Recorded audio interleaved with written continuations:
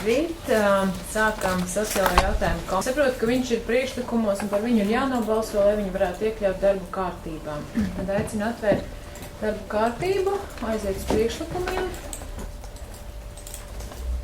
Tā, es laikam sēdi vēl nesāku, ja?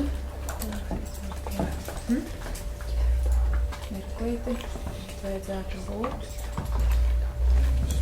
Jā, priekšlikumi. Nav neparādā? Ir. Kādu nav? Varbūt ne darīs sēdē. Ir balsājumi par sēdes Tā. Nav norādīts sēdes beigu laiks. Man rakstas. Kāds ir beigu laiks? Sēdes sākt. Ir darba kārtības, tas ir man. Darba kārtības priekšlikumi. Darba kārtības man ir.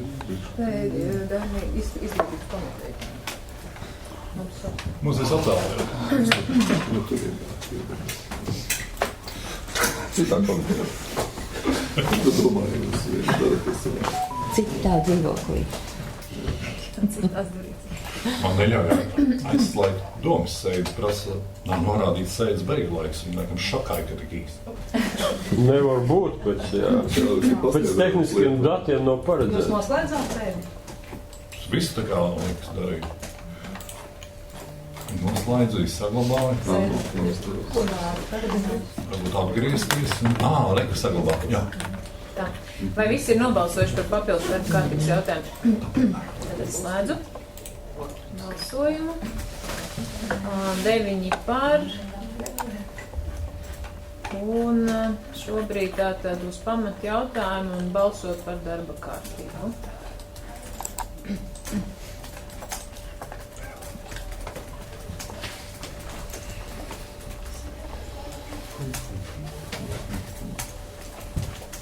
Visi 9 par. Aigars ir, ja?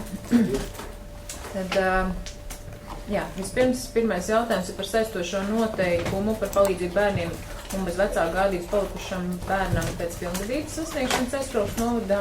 Šo noteikumu apstiprināšanu Edvards Pāvulēns, lūdzu. Jā, labdien. Atkal kārtējie saistošie noteikumi, varētu teikt, jaunā redakcijā saistībā ar izmaiņām ministra kabineta noteikumos, kur pamatā tiek pāriet uz tādu jaunu pieeju, nevis rakstīt konkrētas summas saistošajos noteikumos, bet rakstīt procentus no vidējās ienākuma mediānas, lai šie pabalsti tiktu piesaistīti kādam rādītājiem, viņi mainītos atbilstoši iedzīvotāju rīcībā esošajiem finansējumiem. Jā, ļoti sarežģīti noteikti no iedzīvotāju puses, kā es jau esmu teicis, bet mums ir jāapstiprina tā kārtība, kā mēs piešķiram šos pabalstus bērniem, kas iznāk no būtībā no institūcijām vai no aizbildniecības vai nauģu ģimenēm pēc pilngadības sasniegšanas. Un, jā, noteikumi sagatavoti jaunā redakcijā, tur nav vairs paredzēta kārtība, kā bija kādreiz, kad tika pieprasīta izziņa no izglītības iestādes, un arī vairs nav paredzēts tas, ka bērnam jābūt sekmīgam, jo ministra kabineta noteikumi vairs to vienkārši nepieprasa, lai kaut kādā veidā nediskriminētu tos bērnus, kuri jau tā ir ļoti trūcīgā situācijā. Pārējais ir pēc būtības tāda pati kārtība, kāda bija jau līdz šim, vienīgi tie skaitļi ir aizstāti ar procentiem. Ir kādi jautājumi? Man jautājums, vai noteikumi piemērojami tiešām ar 1. jūliju? Jā, viņi ir piemērojami ar 1. jūliju, jo ministra kabineta noteikumi stājās spēkā 1. jūlijā, un mēs jau tos griestus piemērojam. Vienkārši mēs jums šobrīd apstiprinām. Ministra kabineta noteikumos paredzēts ne mazāk kā tie procenti, un mēs piemēram vienkārši uz mazāko procentu, kas ir. Tas ir pēc pilngadības sasniegšanas, kuri mācās. Jā. Tā. Jā. Jāsaka tā, ka mēs jau neko nevaram mainīt, un ministra kabineta noteikumi to nosaka. Bet īstenībā tāda pabalsts tiek piešķirts nevis tik, cik tam bērnam vajag, tam jaunietim cik vajag, bet vidējais ienākuma līmenis Latvijā, ja? Nē, tā nav taisnība. Nav? Tie ir procenti no minimāla. Jā, procenti no minimāla. 125 eiro mēnesis. Jā, nevis tik, cik bērnām vajag. Bet statistiski aprēķināties kaut kāds ienākuma līmenis procenti no tā. it kā domāts, ka tas būs baigi taisnīgi, bet var iemest ciet, iespējams, ka dažas pašvaldības ļoti zemus tos pabalstus deva. Mēs visi samāko arī atstājam tāds, kāds viņš ir. Nē, iepriekš, kāpēc tādu ievies, nav skaidrs. Nē, tas nav, tad tam bērnam nedod tik, cik viņam nepieciešams, lai viņš varētu, piemēram, studēt. Bet iedod kaut kādu procentu no vidējā iedzīvotāja ienākuma kaut kāds mediāns. Tas... Es nevaru izskaidrot, kāpēc tāds lēmums bija. Bet, labi, lai neatstātu vispār bez. Iespējams, ka kaut kur pašvaldībās deva maz ļoti. Varbūt to iemesls, bet šis nav gudrākais. Un droši vien, ka citas pašvaldības var arī pielikt klāt, ja tā nauda atļauj. Brīvprātīgi. Jā. Pieņemsim, citādi būs viņam tad pabalsts apmēram kaut kāds piečs. 125 eiro tas cik mēneši. Ja viņš studē, Jā, 125 eiro vēl kādu ienākumu viņam? Ienākumu papildus vairs nekāda no mūsu puses nav. Nē, no valsts puses. Arī nekas vairs. Varbūt apgādnieki zaudējumi pensijas, kaut kas tam līdzīgs. Varbūt studijās ir kaut kāds priekšrocības. Labi, bet izdzīvot 125 eiro. Bet mēs apmaksājam dzīvošanu, dzīves vietu, tur pilnā apmērā, principā, visus komunālos maksājumus. Šiem ir arī atvieglojumi uz pašvaldības dzīves vietu, tur ir mājas. Tas ir, ja viņš studē Rīgā, viņam to... Kāda pieredze jums kaut kāda praktiski tāda pieredze? Nav daudz tāda. Ko viņi saka? Dzīvo pusbadā un visu. Jau daudziem arī Vītolas stipendija, piemēram. Nē, kam ir, jā. Viņi jau reāli arī strādāt sāk. Tas jau uzreiz viņiem diezgan liela. Tad ir dažādi tie gadījumi, bet, teiksim, kritiski ir tas, par ko runā Guntis, ja, ka ir iespējama arī tāda situācija, ja, ka tas ir vienīgais tam studējošam iztikas avots, un kā tad viņam tik galā? Profesionāls skolā. Viņš meklē variantus, kā tikt galā. Nevar teikt dot tos ciparus arī tādus, lai tikai tas ir tas, uz ko viņš var gulēt un visas... Ne jau par to runa par to otru lietu. Ka viņš vienkārši izmanto dzīvo, bet viņam jāmācās. Jā, viņam ir jāmācās tieši tā. Profesionālā skolā mācoties, to ir stipendija. Ir. Mums ir jau ļoti daudz arī ģimeņu, kuras nevar atļauties vairāk iedot, kā ir šis te pabalsts. Un tad ir nevienlīdzība arī pret bet tur ģimeni tomēr atbalsta. Ar apģērbu, ar visu kārtu. Šeit jau bērniem arī, domāju, apģērbs nav problēma. Labi, tas komentārs. Mēs par vēl te runājam droši. Situācijas tiešām dažādas. Šobrīd mums tādi ir 11 bērni. Viņi arī tā vidēji visu laiku turās, jo kāds sasniedz tos 24 gadus un izkrīt jau no tā, kāds ienāk tajā pabalstu saņēmēju lokā. Tā kā nav arī tas apmērs tik milzīgs. Bet, jā. Bet viņiem jau ir iespējas arī papildus strādāt, tā kā jā, pašiem. Protams. Un vai viņi to dara? Es nevaru atbildēt par katru gadījumu. Lielākā daļa tomēr mācās, jo 24 gadu vecumu ir kā ir. Ļoti dažādi tā situācija ir, kur arī tie aizgāņi, aizbildņi turpina rūpēties par viņiem, viņi turpina dzīvot kaut kādā uzraudzībā. Tā kā nav tā, ka tur viss 18 gadus sasniedzot nogriežas. Un turpmākie grozījumi, kas ir paredzēti arī ministra kabinetā un likumā, ja nemaldos, ir tādi, ka arī auģu ģimenēm un ilgstošās sociālās aprūpes institūcijām būs kaut kāda veida uzraudzība jānodrošina šīm personām, lai nav tā, ka 18 gadus sasniedzot viņu nogriežam nazi un viņi principā paliek gaisā karājoties bez nekādā sociālā mentora atbalsta, bez nekā, principā viņi nav gatavi dzīvē. Jā. Bet vēl jautājumi? Ja nav, tad aicinu balsot.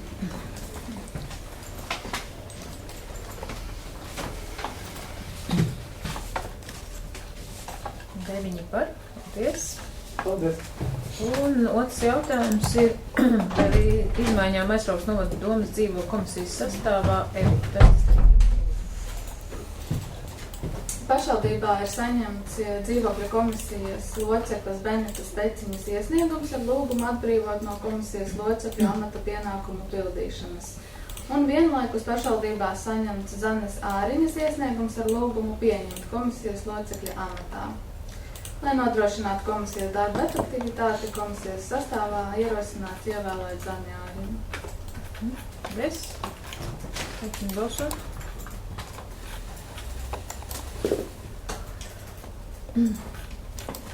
Visi 9 var. Nākamais jautājums bloks par dzīvokļiem. Un trešais jautājums ir par dzīvojamās telpas izīrēšanu personai Spīdolas ielā aizkrauklē. Lūdzu, Aigars Zīmens. Labdien! Es nepateikšu, kā es būs vienkārši. Nē, es sekšu skatus tur. Nē. Tu gribi pakāpties? Nē. Tieši tāds ir. Jautājumu ir daudz.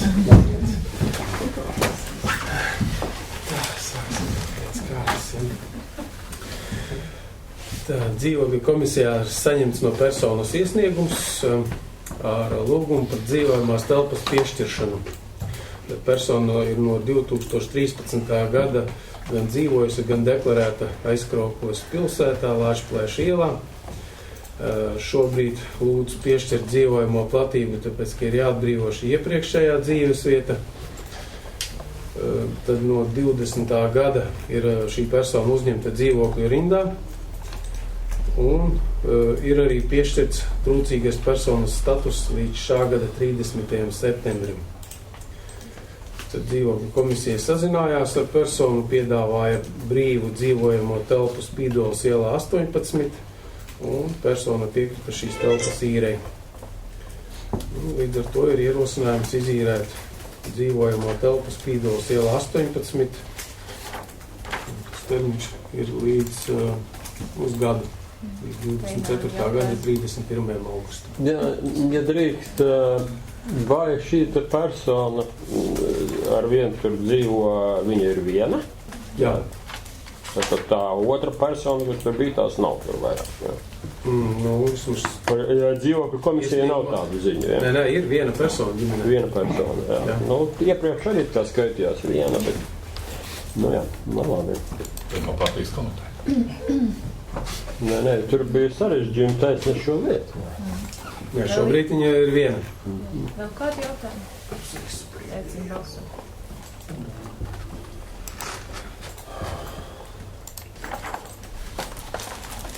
Deviņi par. Tad ceturtais jautājums par dzīvojamās telpas izīrēšanu personai Spīdīša ielā Aizkrauklē. Dzīvokļu komisijā ir saņemts personas iesniegums ar lūgumu piešķirt dzīvokli viņai un 2 nepilngadīgiem bērniem, jo augusta mēnesī ir zaudēts vīrs. Līdz ar to ģimene vairs nevar īrēt esošo dzīvokli, jo trūkst finansiālo līdzekļu. Bet persona ir līdz šim bijusi un arī dzīvoja Aizkrauklē, Spīdīša ielā 6. Tad personai ir piešķirts trūcīgas personas status līdz 31. oktobrim. Pašvaldībā ir brīvs 2 stabu dzīvoklis Lāčplēša ielā 11. Tad viņai tikai šis dzīvoklis piedāvāts un parādīts. Viņa apmierināja un piekrita šī dzīvokļa īrei. Līdz ar to ierosinājums ir izīrēt šo dzīvokli ar termiņu uz gadu līdz 24. gada 30. septembrim. Aicinu balsot.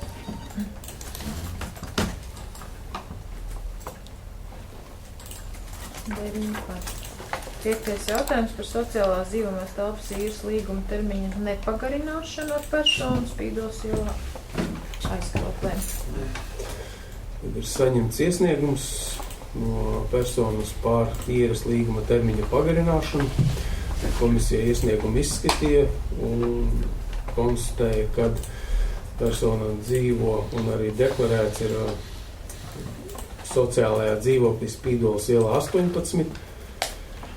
Tad pēdējais termiņa pagarinājums ir bijis šā gada 24. maijā ar nosacījumu, ka ir jāiesniedz līdz 31. augustam dzīvokļu komisijā vienošanās ar komunālo pakalpojumu sniedzējiem par parādu nomaksu. Šobrīd personai ir parāds 1. augusta ir 853 eiro. Bet nekāda vienošanās, protams, ka iesniegta nav.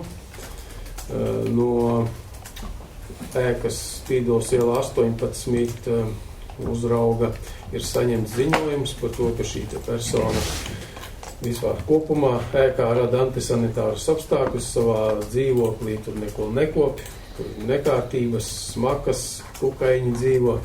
Līdz ar to tiek radīts apdraudējums arī pārējiem īrniekiem. Ņemot vērā šo visu, tad ir dzīvokļu komisijā pieņemts lēmums, ierosinājums nepagarināt dzīvojamās telpas īres līgumu. Un vēl kas jāpiebilst, kad persona ir bijis noteikts trūcīgas personas status līdz 22. gada 31. maijā. Līdz ar to viņš arī neko nedara, lai varētu uzlabot savu stāvokli. Šobrīd, kur viņš būs uz ielas? Viņš jādabūj ārā no turienes vispirms. Ja viņš labprātīgi neatbrīvo tikai caur tiesu, viņu izlikt. Jautājumi? Manuprāt, šķiet, ka es tās bildes redzēju. Tas ir briesmīgs. Jo šobrīd mums sanāk jau, visu laiku ir, protams, ka ne visi iedzīvotāji, bet ir tādi atsevišķi, kur visu laiku norāda, kāpēc mēs neko nedaram. Jo ne visi grib dzīvot tādos apstākļos. Tagad mēs šogad izremontējām visas, gandrīz visas 2/3 no koplietošanas telpām, un šitā dīrnieki viņi atkal visu tur sabojā, un rada tos antisanitāros apstākļus. Parādas ir bezcerīgi piezīme. Viņš pat nedomā, nekur strādāt, un tad šitiem tiešām nav ko piedzīt. Jautājumi vairāk nav? Liecina balsu.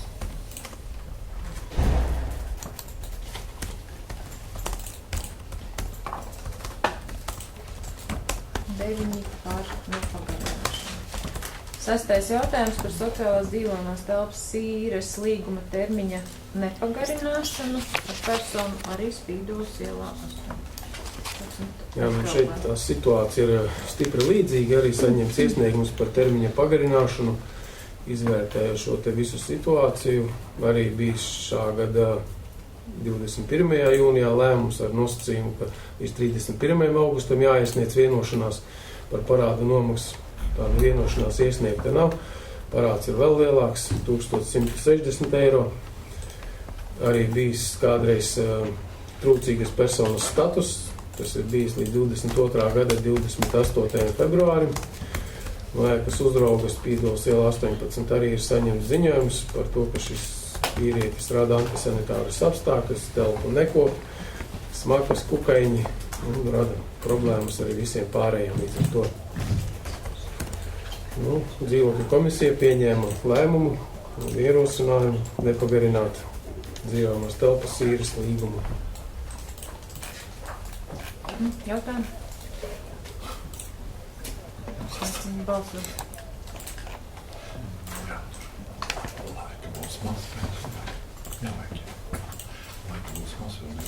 Arī 9 par. 7. jautājums par dzīvojamās telpas maiņu personai Ērberģē. Saņemts ir no iedzīvotāja iesniegums par dzīvojamas telpas apmaiņu pret citu telpu.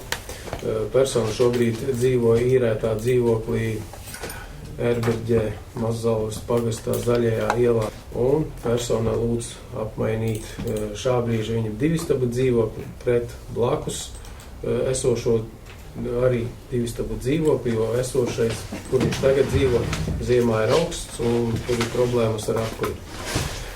Pagasta pakalpojuma centra vadītāja arī šo situāciju visu zina un atbalsta dzīvojamas telpas maiņu, ņemot vērā to, kad uz šo konkrēto dzīvokli un arī vispār Mazzalas pagastā rindas uz dzīvokļiem nav. Tad personai, kura vēlas mainīt, komunālo maksājumu parādu nav. Dzīvokļu komisija izvērtē esošo situāciju un ierosina izīrēt un atbalstīt dzīvojamās telpas maiņu. Kas tur ir par apkuras veidu? Malkas apkura. Jautājums? Ierosinājums līgumu, jauno līgumu pagarināt līdz 25. gada 31. augustam. Cik saulējas?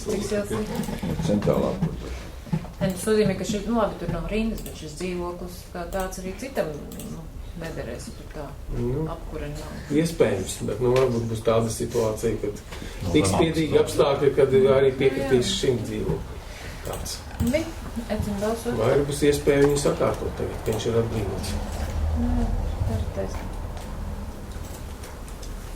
9 par.